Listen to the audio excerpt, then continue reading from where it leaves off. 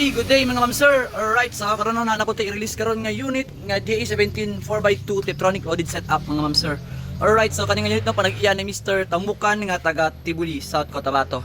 Okay, so what lang ngayon ato nang tuyo ko ng unit no kung sinasa yung setup no. Okay, as you can see usually sa mga loaded setup nato na si carrier syempre, and then naka-tinted na po ng mga ma'am sir. So naa siya outer mags, and then okay, chrome sa yung hood. Bumper, steel bumper, pag lights. Okay, so nasa fender pod no, universal at ang butang no.